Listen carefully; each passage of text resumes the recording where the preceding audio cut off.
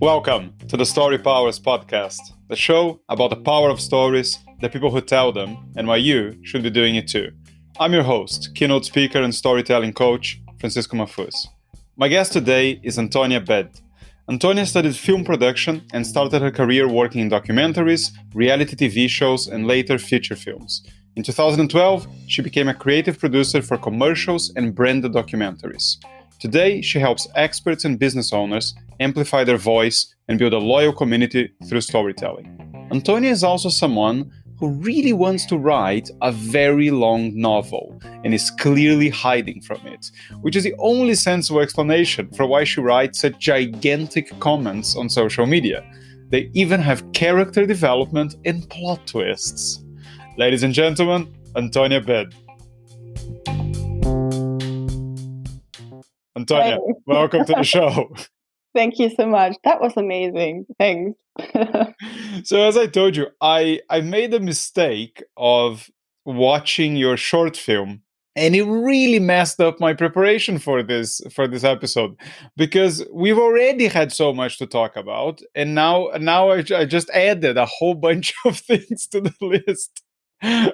So perhaps not my smartest move there, once I already had a page full of topics I wanted to address.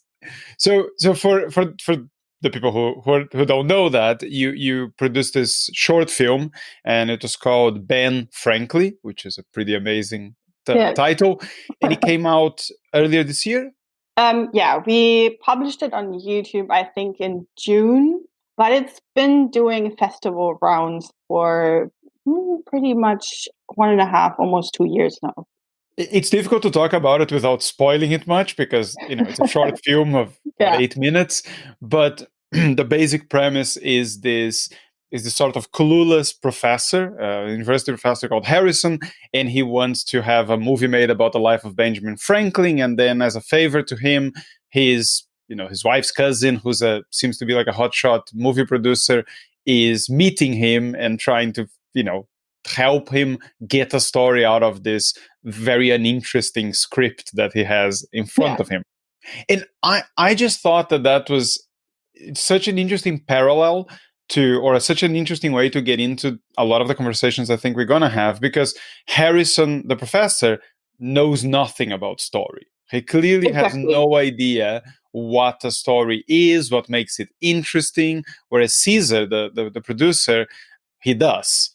So I just want to start talking about, this idea of, Harrison to me is sort of the civilians or the common public who just has no real idea what a story is, and how much you come across people that either talk to you about work or that you come across in real life who just don't get what a story is. Exactly. They are just very passionate about the topic, and what they also usually have is kind of a nose for a good story. They're kind of like, there's something, and that's what he does in the movie. He goes in there and says, there's something about this character. This character is amazing. And Caesar, the producer, even acknowledges it. He says, yeah, he's an interesting guy, but what's the story? And I came across this story because I laughed about that thing, because I was watching a YouTube video that had that story in it, that little, because it's a play, and these two actors were just reading it on a stage. And it was really low quality video, and I was watching it and laughing, because I was saying, like, that's the exact same conversation that we're having with our clients. They have that brilliant idea, they have a new product, they have a great idea they want to communicate, they have, whatever it is.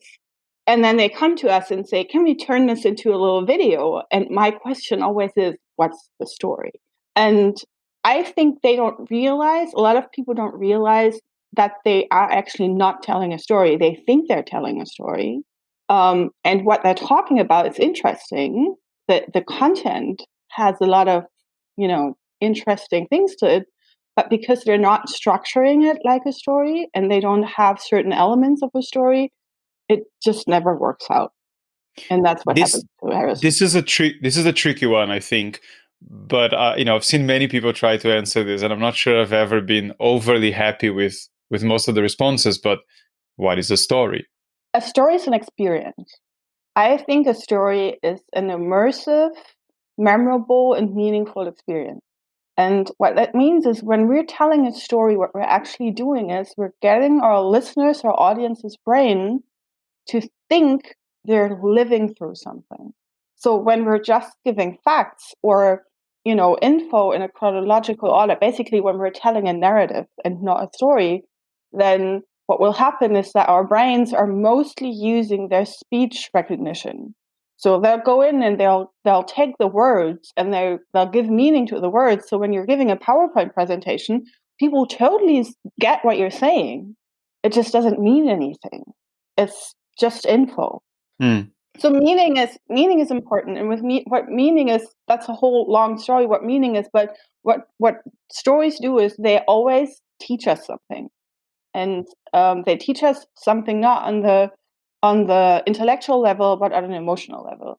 And so that's the meaning part. And immersion is really your ability to tell or your ability to write. If you know how to use the right words to evoke emotion in your audience, they'll get immersed. They'll tune out everything else around them. So immersion is kind of the holy grail of storytelling. The deeper you can immerse someone in your tale, the better you are. And that's one of the reasons why people are supposed to turn off their phones in the cinemas, is because people don't want to disrupt other people's immersion when that phone goes off. Our common acquaintance J.J. Peterson would probably call that narrative transportation. Exactly. That's the even more technical word for it, but that's exactly it. Yeah. I've come across a lot of descriptions of story that focus on the result of story, or the benefit. What do you need to get out of a story for it to count as a story? So usually you get things like memorable. You need to have learned something. There's a lesson. There's a point to it. I sometimes disagree with that, just because you can tell a story to a friend about something that happened to you yesterday without any point to it. You're just telling what happened. And I would argue that's still a story. It's not a story you're going to use in business. It's not a story that's going to be used in any other way than to let someone, perhaps to some degree, relive the experience you've had. Again, you could argue that there's a teaching in there, but I also like the type of description of story, which I think I've gotten the most defined I've gotten. It might have been from Sean Callahan, where it was just the most basic element. So he's not saying this makes a good story. He's just saying a story is almost certainly going to have most of these things. It's, time and place. There's people doing things. There is a sequence of events, and there's typically some type of surprise or something unexpected. So I like those two approaches, but it's shocking how it's very difficult to find a well-defined, wildly agreed definition of what a story is. I think the most important thing to remember, though, is all of these things that you mentioned also make a narrative. And a story is always a narrative, but not all narratives are stories. And the main reason that is, story needs transformation. That's what actually makes a story. And we listen to stories because we want to make sense of our world. That's the reason why we even tell stories to ourselves. We tell stories to ourselves all day, every day, nonstop. Whenever we encounter something we don't know, whenever something changed, because that's what triggers a story. Change triggers a story. When something changes, we start telling a story to explain that change, because change means disruption of what we currently experience. And disruption to a living being is always a trigger to go, is this dangerous? Do I have to focus on this? Is this important? Because we're bombarded with information. Like literally, you walk on the street and there's so much information, and your brain tunes out 99% of it. It just can't focus on all of it. So you're focusing on what you're used to focusing on. Like say when you're crossing the street, and then something happens that's not normal to when you're crossing the street, and then you're going to focus on that, and then you immediately will want to explain what that is, in the sense of, do I have to look into this? And so change triggers it. And a story always changes. Robert McKee calls it changing values. or I call it changing emotional states. So what we want as human beings, we want to live in something that McKee calls balance. We want our life to be a certain way so we can relax and feel safe. And when change happens, then that gets disrupted. And it gets disrupted because one of those values, he calls them, gets upset. So the character, what they do is, for example, they meet something, they fall in love.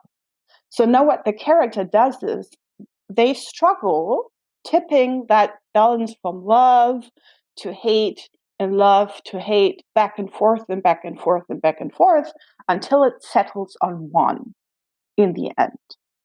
I Hopefully, think I'm not sure you're describing story or marriages. Just for the just for the people who don't know, Robert McKee is probably the most well-known person that has written about story in the mainstream. So he has a book which is probably the Bible of most filmmakers called Story, and it's very difficult to get into story and find anyone who's any good at story and that hasn't attended McKee's course or at least read the book. But the thing is, what he says is actually you go from one state to another, and it can be anything. It can be truth and lie. It can be love and hate, or fear and safety. It doesn't really matter what it is, but it has to be something opposing. And to restore that balance, that character struggles. So whenever you're telling something where that kind of unbalance is missing, you're probably not telling a story. You're giving a narrative. And even if that narrative is in a certain structure, it doesn't necessarily mean it will have the effects that you want to have. That's the thing. I get what you're saying. And I find that sometimes the trouble, and I think that you're very familiar with this problem I'm about to discuss, which is what we call things, what the names we use to call things by. Because, I've seen people be super, adamant about this. This is not a story. This is an anecdote, or this is not a story. This is a narrative. And when I talk to people, I try simplifying things a bit and saying, listen, there are good stories and there are bad stories. There's boring stories and there's amazing stories. If you want to say, if there is no change, then it's not a story, it's this other thing. I'm not sure that if you're talking to the public, anyone who's not overly passionate about these things or overly interested and maybe academically interested, I'm not too sure that those distinctions, a distinction other than good or bad, is actually terribly useful to most people. I've typically found that the more you try to name a very specific thing, or like this is the type of story and this story has these elements, it's very easy to just find that actually that doesn't really work with this other scenario I had. And if I only have this maybe 3 types of stories, now I've just screwed myself because, well, it doesn't fit with any of the 3 that I needed. So now I'm in a pickle because I have to go back on my word about what the 3 types of stories were. So I find that the more I develop my own approach to teaching people and to having them use this, frameworks are very useful for teaching, but they can be very constraining as well. Yeah. And I have a quote from your website that I quite like, and I think it's interesting because it supports the framework idea, but also, I know some of your opinions on that, so we can get into it. So it was filmmaking taught me that storytelling is magic that works like math. Yeah. Is that your quote or someone else's? That's what I came up with. That's usually what I found myself telling my workshop participants when they say, because I used to give workshops to business people that were based on screenplay writing. That was kind of the very first time people got in touch with storytelling. And I guess by that point, we didn't have frameworks like, the one from Anecdote or Storybrand or Bernadette Jeevar and all those wonderful people who broke it down for us. The only framework we knew how to teach was screenwriting. And so whenever I started talking about that process, everyone's like, whoa, that's like magic. It's like, no, it's actually not. It's because, and that's the thing with screenplays, is they are very, very rigid. You have to plan every single scene. You have to know why it's there, you have to know when it's there, and you have to know what happens before you even start writing. And that's great to learn how all this stuff works, because you can look into it. It's like ripping open an engine in a car and looking into it and taking it apart and looking, okay, why do we need all this? Frameworks are amazing, especially if you have never had anything to do with this idea. And storytelling is like learning a foreign language. So when you're starting with it, it's a really great place to do that first, because you have the experience of using something that's quite simple, not always, but it's quite simple to learn and then immediately put into action. So you immediately have that sense of, oh, what I'm doing is working, or you can go in and tweak at certain points where you feel like you're off, and you can train yourself and your brain and others to use those structures and ideas. And that's brilliant. What happens a lot with my clients is that they come to me. Actually, this happened last night. Someone texted me in my direct messages on LinkedIn and said, Tony, I'm stuck. I've read all those books and I've done the workshop, and now I get it and I'm doing it, but I can't take it further. Like, I don't know. And I think the reason why that happens is because a framework is like learning how to make pizza. And you can make a very simple pizza, but you can make also a really, really amazing gourmet pizza. So there's room for development, but they're not teaching you how to cook on purpose, because they want you to get into it and then kind of learn the craft, and then slowly. So once you kind of know, either you kind of looked at it and went, okay, that's not all of it, or you're doing it and then realizing, okay, I'm hitting boundaries here. That's when all that other stuff comes into play. That's when the magic comes into play. That's when you start asking, why is it working the way it is? What I've tended to find, and I mentioned this to you when I had a conversation the other day, that I've just gone through a very interesting experience where I was teaching at an MBA, and they have a communications course, which is essentially a speaking course. Yeah. And the students have to do something like, I don't know, 16 speeches, like 3-minute speeches or stories in the course of about 2 weeks. And then they get feedback from everybody. And this magical thing happened, which is the first one is more like a logos, like a logical type of speech, and then the next one is a credibility, which involves a bit of a personal experience, and then the third module is storytelling, and the fourth one is pathos, which are set up to be like stories, but not the super dramatic ones, and then get us something slightly more dramatic. And you saw these people who, couldn't. They just struggled to emote. They were very flat. There was all these things that they were really finding difficult to do with the first two types. And then as soon as they're telling a story, they come alive. And the structure issues they were having are fixed. And the emotion that they were trying to convey before just comes naturally to them. And then what I found was that the structure is something that, like, I think if you just ask them, tell me something that happened to you, something you learned, some mistake you made. Everybody kind of gets that the structure is life was normal, or life was one way, something happened, and now life is a bit different, or at least I'm a bit different. That's it. That's the only structure you need to know if you're not writing screenplays. So what I ended up finding that the elements I tend to think that are essential for a good story, some of them are very easy. Is it relatable? And most of them were, because they were telling personal stories. Is there emotion in it? Do the characters care about what's happening? That sometimes happened, sometimes didn't. Sometimes there were no real stakes in the story, so it was difficult to care a great deal. But the one I found that made a massive difference was, is it specific? Are you giving me one or two details that make this feel grounded in reality? And more important than anything else, is there a moment? Are you telling me what happened, how it happened, who said what, how they felt or you felt when they, or are you just describing like, oh yes, I had problems with my boss and blah, blah. And anyone that could tell the moment told an amazing story. Everyone that didn't tell the moment, it was like, and it was just, and I realized, that to me seemed more of the focus going forward with all of those students. Is I would just ask them, is there a moment there? And they would go, nope, there wasn't any moment there. And that was it. There was no moment. You can tell a story, but it's not a very good one. Yeah, I love that you say that, because that moment does two things.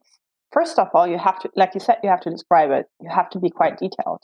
And the crazy thing with storytelling is the more detailed you are, the more timeless and sort of independent in space and time your story becomes. Universal. More specific, the more universal it becomes, which is very contradictory. Exactly. But that's amazing, because you will be able to tell that story in 10 years, in 15 years, and it'll still work. Because it's not a narrative, it's a story. Because once you start with the moment, what you're introducing is change. You're describing the moment of change when something happened. So you're triggering this, okay, now we have to restore that balance, that peace of mind, that peace of whatever it is that we so crave as human beings. So we'll listen. And that's the thing with personal stories, and that's why I mostly teach personal storytelling, is personal stories are incredibly universal, because the human condition doesn't change. Whatever we go through in our lives, it's very likely that people in 10 years or 100 years ago or 100 years from now, they'll probably kind of experience the same thing. Human emotions don't change. So that's why it works. And that's something that I was thinking about when I watch your film. There are certain things that it just kept jumping out at me, that although Caesar is the guy who knows story, as the film progresses, it becomes sort of obvious to me that he knows story as stories understood by the movies. Because, for example, he has a problem with how Benjamin Franklin looks, because he doesn't look heroic. Or he has this great line. He says, reality needs to be condensed, which, again, something I tell my students and the people I work with. I says, listen, I said to this one guy, it's like, he had a great story, but it had like him and two friends, and he only really needed one friend. Like, the other friend didn't add a great deal to the story, had like one. It's like, just say the line yourself, and then it's you and one friend. We have one Greek name to remember, and then it just flows better. And as long as you're not changing what the lesson is, and you're not saying something that would be embarrassed for the people involved to listen, and say, listen, I just took out him because he wasn't really part of the conversation, so I'm going to describe the scene with him in there. It just confuses people. But the other thing about Caesar, the producer, and what I kept thinking is, he wants to make the story bigger, and he wants to make the story more fantastic, because he needs some type of hook. And then, Harrison the Professor goes probably too far with the hook he comes up with. Yeah. But the incredible thing I find over and over and over again is, that's for the cinema. Maybe for books, but I don't think it is for books. Definitely it's not for TV shows, because there's plenty of TV shows that are a massive slow burn about almost nothing in particular. A story that takes you into the moment is amazing by itself, even if the thing it's describing is one of the simplest things in the world. I had this student where she described, she's babysitting, and I think it's her friend's kid or her sister's kid. And he says, and she just made some dumplings, and the kid wants to eat the dumplings, and the dumplings are too hot, and she doesn't want the kid to get burned, because I don't want to get a mouthful from his mom. And about how poor a babysitter she is. And then she describes, like, but the kid needs to learn by himself. And then the kid starts trying to get at them. And we were all sort of enthralled of this most basic, simple story. In the cinema, that probably wouldn't work a great deal. But in real life, we are fascinated by real life. So it doesn't need to be extraordinary. And that's, I think, one of the biggest issues with the whole, the hero's journey and talking about heroes, is you ask someone to tell you a story, and they start going, oh, I've never done anything. I've never climbed Everest. I've never, faced certain death. I was like, that's not what you need to be talking about. Yeah, I totally agree. The thing is, I think that Dumpling Story would make a great movie. What Caesar is trying to do is he's trying to create something in filmmaking. We call it high concept. It's a film that is crazy loud and crazy and interesting, and there's happening a lot. And it's easy to make. It's quite cheap to make, and it sells really well. That's what high concept is. All those your Independence Day and all your Marvel films. People watch them once and then they walk away from it and forget about it. But what he does when he says the reality needs to be condensed and we have to focus on this character, who is he? Because he walks across the room and he says he's a loner. And Harrison goes, yeah, I guess he might be. And then so they're kind of trying to figure out who this Benjamin Franklin is. And what they're really actually doing is they're developing character. And in that Dumpling Story, I'm pretty sure your student developed an amazing character, because at the end of the day, storytelling isn't really about what happens. Storytelling is about the characters who do things so things happen, because we identify with a character. We get emotionally immersed in this thing because we latch on to that character and we want them to succeed. So one of the most important skills to have is to develop character. And that sounds complicated, but what it actually comes back to is giving detail. Give your audience one or two details that show me why I should care about that person. Why should I care about you? There's this thing that people don't get necessarily. It's how easy it is to make a character relatable, and how easy it is to make a character understood. So and I've said this before when I describe what relatable means, is the character or the situation needs to be relatable. So people don't get how easy it is to make a character relatable. And if you're watching a movie like Apollo 13, now, maybe you can't relate to being an astronaut, but, I can't remember exactly what the character's conflicts were, but, if you have a challenge, if you have a bad relationship with your father, I mean, that's relatable. If you're trying to accomplish something that's been your dream all along, that's relatable. And sometimes all you need is a couple of lines. I think in your film, there is this little exchange between them where they say, so you're, my wife's cousin, or the cousin of whoever, and you get what the relationship between the characters is. And then he says, you are a professor, and the guy says, oh, not for long if this works out. And then you immediately get, okay, this is a guy who is perhaps a bit frustrated with his life. He wants something different, and the other guy is kind of just doing him a favor. And you don't need much. And I've said to people before, where all you need is just tell us one or two things that, if we understand the universe you're trying to describe, we're gonna go, yes, I know that. So if you're talking about storytelling, and you say, when you're talking to a client and they tell you, why I haven't got any stories, every single person has ever tried to teach anyone storytelling has heard that. And then if I don't say that or something like that, you might go, I'm not too sure this guy has actually been teaching people, because I haven't heard any of the things my students normally say coming from him. We've used the example of social media. If you like someone who posts on whatever, and you want your post to do well, you post, and then you check them out a few minutes later, nothing. And then half an hour later, it's like, oh, maybe there's a problem here. No one has liked my stuff. And that makes it relatable. So it doesn't take a massive amount for people to kind of go, yeah, I get this character. I know what they're struggling with. But the other big thing that came out of this MBA experience is how easy people find to make their stories impersonal. So they'll describe situations from a distance, and they will just never tell you exactly what happened, and they'll use language that, as I told them, human beings don't use. So there's this girl who was describing this very interesting situation, and she said, I was performing a leadership role when I was in school, and then this thing happened where I neglected my duties as a leader, and then I stopped being the leader of that project. And then in the feedback we said, what does that mean? Like, what was the leadership role? Were you a class president or something? And I think she said, no, I was running the dance team.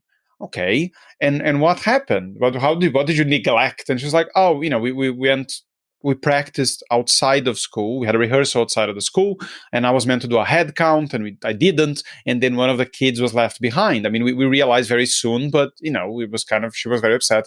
And I'm like, why didn't you tell us that?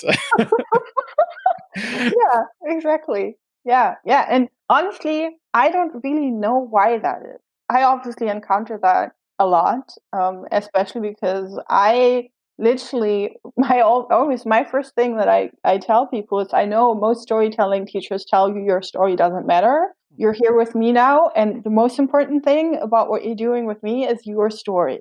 So we're going to talk about you. And then they get a little bit freaked out. And it's like, but my life has been so boring, and I don't know what to they talk always about. have this voice when they say that. It's quite uncanny.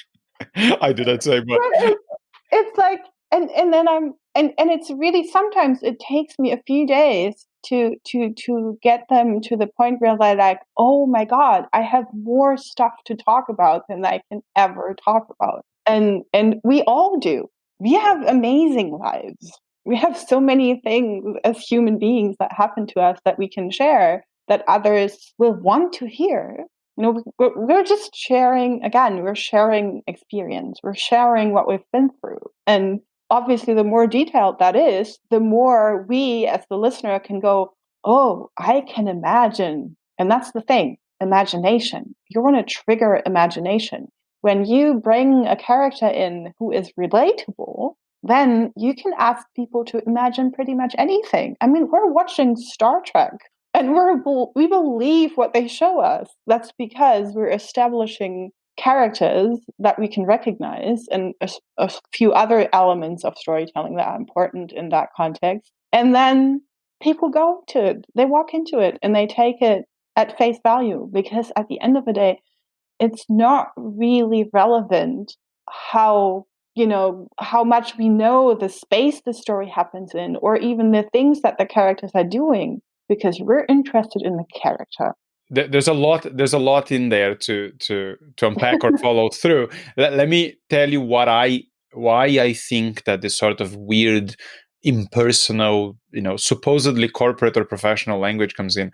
It's a misunderstanding. Well, one is years and years of bad communication. So you've been exposed to bad communication in professional environments where most people are terrible communicators. Every presentation you watch is impersonal, it's PowerPoint, it's boring. And then you just don't realize. Like, I think if you have had a leader or a colleague in your professional life that was a storyteller, you very quickly realize that actually that works a lot better than all this boring stuff we're doing. But most people haven't. So there is this idea that it's unprofessional to talk about your personal experiences. And I was trying to share this with them, or to just impress on them that you don't need to tell me about your personal life. I mean, you can still tell me about the projects you were involved with, but I want you to be I think the expression I said is, imagine this is a trip, right? I don't want you to be the brochure. I want you to be the guide. So tell me, this is where I was, this is what I experienced, this is what I saw, this is what I found. You don't sort of just tell me this impersonal thing that anyone could say as the project. You were there, then tell me what happened when you were there. And again, you might be sharing almost the exact same content, but it's just way more interesting if you put yourself in it. And then what I told them is, this is a conversation no one has ever had. Antonia, you should go to this restaurant. It's amazing, has great reviews. The chef is well known for whatever. But have you been to it, Francisco? Oh yeah, I went last week. It was amazing. Why don't you tell me that to begin with? Right? And there's a reason Amazon and TripAdvisor have reviews, because we don't want just a description of how amazing things are. We want a real person telling us about that. So I think that there's a lot of people who consciously actually say, why I didn't think it was appropriate to talk about things in a more personal way at work. Not even about personal experience, but just a personal way. And some people are just, I think, absorb that from all they've seen in business. And it is hard to get people out of that mode. It is a big challenge. Yeah. And also usually what happens is when you start talking, it doesn't even have to be you yourself, but you're maybe describing a different character who isn't you, but you're using them to tell your story. What you immediately usually have to do is give detail on emotion. How did it feel to be in that situation? Especially if it's a situation alien to your audience, because you're giving them context by saying that thing that I'm now looking at was scary, for example. So then I as the audience go, okay, so that's scary and you're that person. So then we draw connections and we're okay, right. Then, character, you face this fear and this danger and I'm with you. I'll live with it. I live through it with you. So we have to give detail on an emotion. And honestly, that's something that we are beating out of children even at school. I mean, we literally tell kids, stay with the facts. Do your report, write your paper. Don't go into detail that we can't verify. Education is a field that could take us very far away from what we probably want to focus, but it is true as well that there are a lot of different movements now in education that are, I think, fighting that to some extent. I was very happy that a few weeks ago I managed to get my kid in a school. I mean, she was in a Montessori school, so that's already a lot better than your average traditional education. But she's gotten into a school now where they don't have subjects, that everything is project-based, and they have what they call, I forgot what they call it now, but what happens is a student studies, does a project, and the project lasts a month or two, and that project has several different threads that can be followed after. So I really liked this. So if there's a filmmaking class, for example, project, I really liked the technical side of it. Okay, well then this is the two classes you can take, projects you can take after this one. I really like the studying the characters or whatever. Okay, well then we can we can go this way, and then they're learning to follow their interest a lot more than just this is what you have to do and this is the other thing you have to do, and you have no flexibility to go in any different direction. But back to storytelling, again, messaging is a challenge. I think being very clear about your messages is something most people struggle with, but it's remarkable how powerful that is for storytelling.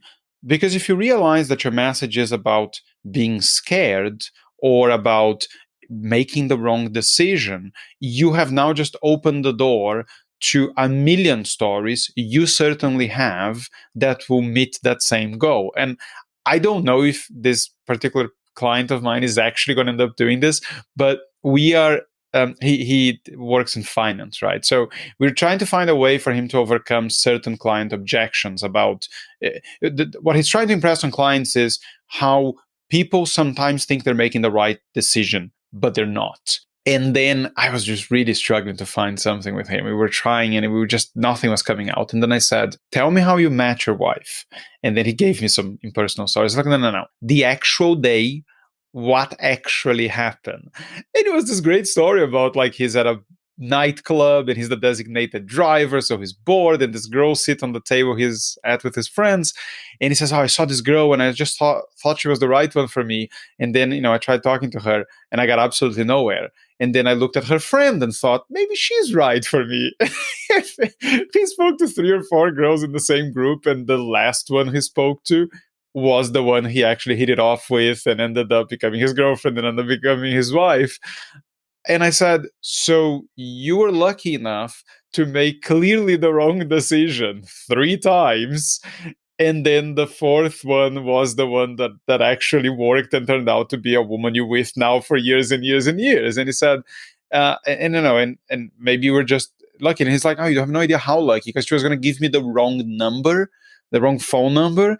But there is something that they use in South Africa called Truecaller that tells you if the number is wrong straight away. And he told her, he saw her like make a mistake on the number and said, oh, don't worry about it. I have Truecaller on my phone. It will pick up if you make a mistake. She deleted everything she was typing and actually typed a different number, which turned out to be wrong. And I said, if it weren't for all these things, you would have completely made the wrong decision.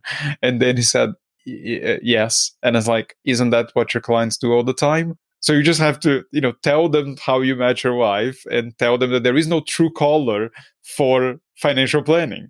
And it's like, I can do that? I was like, well, you probably need to have a decent enough relationship with your client that they're not going to think you're a complete weirdo for sharing this type of story the first time you meet them. But, I would tell that story because it can work perfectly in that scenario. And people just struggle to make that connection. You want to talk about making the wrong decision, think of a time when you made the wrong decision. It's irrelevant if it's the exact same context. But I mean, messaging was probably the second hardest thing second biggest difficulty people had when it came to finding stories to tell, or particularly if they were trying to do something in particular. Yeah, and I think the biggest issue with that is that, especially in business, we go about storytelling thinking, okay, I have this and this and this situation, and I'm not getting anywhere with that situation. So now I'm going to learn how to tell a story to resolve my problem. And then they walk into that situation, sometimes even prepared to tell a certain story, and kind of sometimes succeed and sometimes it doesn't work because it's awkward. So what I always tell people, you cannot not tell stories. So you better become good at it and then tell them all the time. Because what you just described, that story, I wouldn't use that to sell something. I would use it to brand that person. Because a lot of the times what we see, especially now on social media, when people start going into this subject and learning about storytelling, is they're usually being told that, okay, what you need, you can use it to clarify your message and transport what you're saying a lot better, which is true. But it's only a tiny part of what storytelling can actually do. Because if you learn how to cook instead just making pizza, then you can go and build something, build up yourself as a three-dimensional character, if you will, in the online world with your brand, your personal brand, or when you're a business, it works too, a bigger one that has kind of more receptors, if you want, that people can latch onto, because you're giving them more than what we usually give when we communicate online. And so I would encourage that person to say, okay, break this story down and then tell it, even when you're just trying to generate leads. Sprinkle it in there, like seasoning every now and then. So when you then get in touch with that person that wants to talk to you, they kind of already have heard it before. Yeah, I think we were trying to, because I mean, in his particular case, I think it's not a very specific, it's a salesperson, and just the product is financial. But we were just trying to find some way to tell a story that highlighted that particular thing. And what I said to him is, listen, if you genuinely feel comfortable telling the story and you can tell it well, there's many different ways you can use it. You can save it for when you're getting objections. You can build that into your pitch. So you're describing that this is what you do and this is the mistakes you help people avoid. Again, these things are, they're multi-purpose. Some stories will be very specific to one very specific scenario. But if it's a story about you, or a story about the things you help people with, there's endless different ways you can use them, which gets us to perhaps the confusion of, is this a founder type story, like an origin type story? Is this a value or help type story? And that's when I think having some type of category can get somewhat confusing. Because is this an objection handling story? Is that it could be any of those three, or if you want to have a category at all. To be honest, I find these categories very weird. Most of the time I wouldn't know how to use them. What we usually do in marketing, because that's what we've been doing for the past decades, is we communicate to be heard and then to be listened to. So first we have to go out there and be kind of loud enough, and then we expect people to come and listen. But I think what we actually have to learn how to do is work to be heard. And then the goal doesn't have to be to get people to listen, but to connect, to go that little bit further. And connection doesn't happen just because people listen to you. Connection happens because you're giving something and they give you something, and then you have a relationship, and then you can have a conversation. So it's not about, categorizing storytelling in different buckets, and then or using different frameworks, and everyone going, okay, my framework is the best, because at the end of the day, we're all just telling stories, and stories don't change because the framework changes or the bucket you're throwing it in changes. I think what we have to tell people is you are already telling stories. Your brain cannot not tell stories. So what you have to learn is, first of all, confidence. Have confidence in yourself that you can do this just naturally. And the second thing is also kind of give people the courage to go out there and be creative and show themselves, because that's a lot. When you're walking into a boardroom and you're going to tell a personal story about yourself leading into a pitch or some sort of explanation, that is hard, especially if you've never done that before. So I think a lot of people already have kind of a sense of what works. They feel it sort of in their gut. And so I think our job as the people who kind of know how it works is to give them a structure, and that could be a framework, and say, okay, so to take your thoughts and put them on paper, this is how you do it. But the other half of it is also telling them, okay, just walk out there and don't overthink it. Use those details. Go in there and describe what it's like to be a soccer mom at the edge of the field and looking at your kid, losing that game. Give us those details, because we will care. Even if we don't have kids ourselves, we will care. I find that the challenge with trying to do things without the frameworks or without the set structures, without the specific types of stories, is that what sometimes comes maybe easy to us, but not to a lot of people, is what I consider to be a fairly simple idea, which is, begin with the end in mind. What are you trying? Do you want your audience to think, to feel, to know about you, to be convinced of? So that's something you need to know if you're going to use stories in any type of like business context or professional context. And if you know that you want them to, for the example I've given, if you want them to realize that we make bad choices and we don't always have a chance to correct them, you need a story about someone making bad choices and either not having the chance to correct them or by sheer luck having the chance to correct them. So in a sense, as you're talking about a lesson learned, find a story about when the lesson was learned or when it wasn't learned. To me, is not that complicated a thing, but a lot of people, it is. So I think things like, for example, the founder story, particularly if you're an entrepreneur or someone like that, that's one that makes kind of sense to most people. Says, yeah, you want these people to know you're resilient, you are resourceful, you're really passionate about the stuff. Well, then tell them something that shows that, show them that. Don't tell them that, show them that. And I mean, that's what I do for a living. I help people tell their founder stories and then turn that into a brand, into a content strategy that doesn't only cover their founder stories, but a million other things. But that's what I start with. I start with their story because that's what makes people unique in a busy market. No one can take away you when you're branding yourself. And what I pretty much always encounter is this resistance to go into that emotional realm. People, even if they take, basic story structure, the disruption of the normal and the struggle and the moment they learned something and where they turned around and did things differently, even then they tend to fall into kind of a narrative-like thing where they give one detail after another. And the second thing that usually happens is when I say you have to be more detailed, they'll give me more detail of what happened. Because I think we inherently think that no one cares about us, that no one deems us important enough to be listened to. And the opposite is true, because we need connection, and we connect with emotion. We don't connect with facts, especially if they're completely out of our own reality and we can't even recognize them. What we always recognize is someone struggling with that reality, and it doesn't matter how familiar it is to us. It's just, the struggle is familiar always.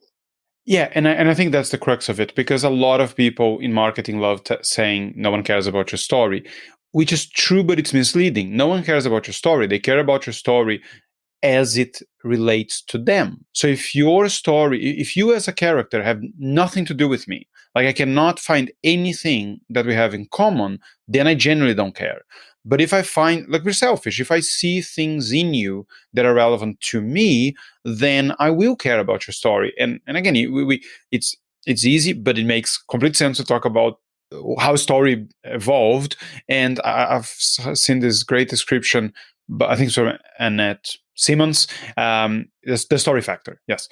And she says, as you said, there's so much information and the brain has to choose what to remember. So how did the brain do that? Okay, so you want something that will teach you something. So there's a sequence of events. If this happens, then that happens. You want something that is change, because change can be danger or can be disruption. And how do you tell from all the things that have those characteristics which ones are important? The ones that have an emotional stamp on it. This happened that caused this change, and there is a strong emotion attached to it. When those conditions are met, this is a story, and your brain will record it. And this is where people get it wrong. They're telling something that's perhaps relatable. They're giving you enough details, but they haven't made it clear what the emotion is. And if you haven't made it clear what the emotion is, why the character cares, and why, then I don't know why I should care. And what I've found that helps that to some degree is, just the most basics. Just use I feel or I felt language. And I felt so frustrated. That's it. You've now solved that problem to a great extent, and not like it was a very frustrating thing. Just tell me I felt frustrated. Again, you can make it work the other way, but then people don't actually say that. They say other things. I've used a quote that I've got from you with the MBA students that I actually should have remembered and used it earlier, but when I started using it, I thought that it made some sense, because I had described to them that my super condensed version of the hero's journey is that the better stories, or the most powerful stories, are the path from pain to power.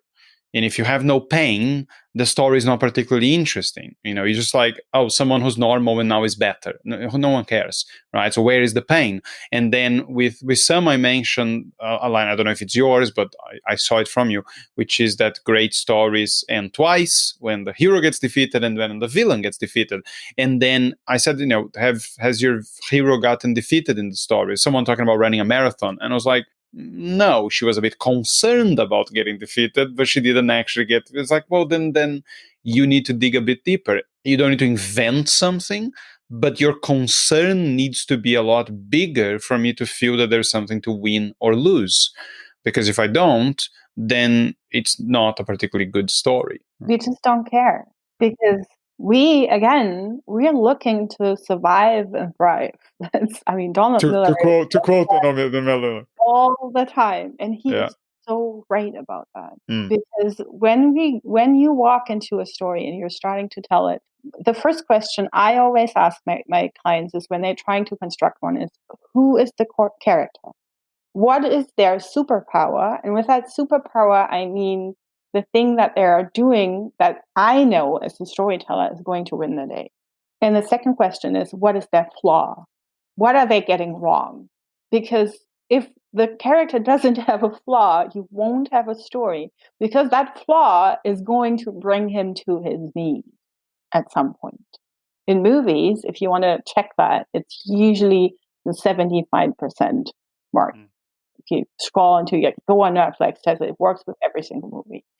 And the reason why that is because when we're watching or listening to the story, we need to see that, because that moment when they realize, I'm defeated, I did this, I got this wrong, I have to do it a different way.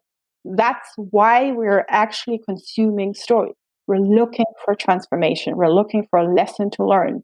And that's where the character learns the lesson. And because we are now so connected to that character, we are learning that lesson too. And if you don't have that moment, you don't get a training montage. you need a training montage with the 1980s music where they become better by pulling sleds in the snow or some nonsense like that. If without that, then the final battle has no real excitement. But yeah, and it's that's one of those things where, although I find that the language of heroes and things of that nature can put people off and give people the wrong impression of what a story is about, that particular idea of the hero being defeated before they win the day, if people can internalize what that actually means, is you need stakes. If you don't have stakes, then it's just not a very interesting story, and then it's unlikely to do what you're perhaps telling that story for. That's we need to that you need that turning point. Otherwise, there has been no change. There's been no transformation. Again, it's just a shame that it's fallen so much out of our usual communication style that people absolutely know that happens in the movies if they're watching to have an eye open, but no one can relate to that when they are sharing a story about a project they had that almost went completely off the rails. They don't make that connection, and I think it's just because what used to be the way we communicated important things has become more of an entertainment tool than almost anything else. It's definitely not the way people consciously communicate important things in their life. They will do it unconsciously, and when they're really excited, they'll tell stories. But you use the word story, and they go, "What? No, I'm not telling stories. I'm just telling them what happened." I think what it again comes back to is vulnerability, because when we're honest, we're really honest. The best characters in fiction, in nonfiction, in business are people we do not want to be. Because let's be honest, if you have a movie that is 120 minutes, for 75% of that movie, that character doesn't know what they're doing. Or is getting their ass kicked. And they're getting their ass kicked, yeah, because they got it wrong. And literally, storytellers call it the lie and the truth. They're believing, and they literally have a wrong belief system that tells them your problem is going to be fixed this way. And so they're struggling and struggling and struggling and struggling. And we, as the audience, especially in movies, half the time we know that what they're doing won't work because we can see through it. We know there's a different way. But we have to see them struggle. We have to see them go through it and really try and lose everything. And then we get to this point where they have this epiphany and go, okay, I have to let go of that wrong belief. And I have to adopt that new, call it truth, call it idea, whatever it is. And the minute they do, things get better and they win the day. They usually do. And in stories and movies where they don't, the story always ends badly.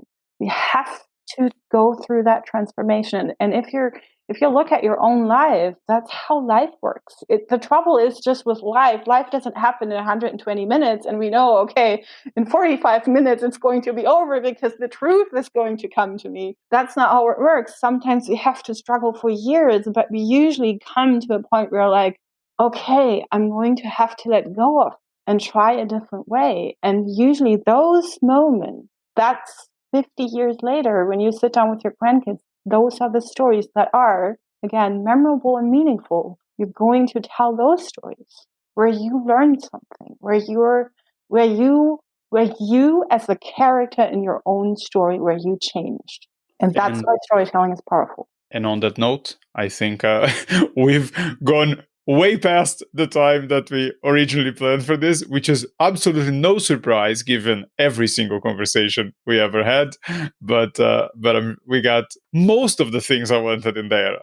I still had a third of my notes to go through, but I think we might just want to save them for another time. Antonia, thank you very much for your time. This has been great fun. Thank you.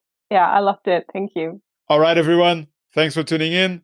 Take care of yourselves, and until next time.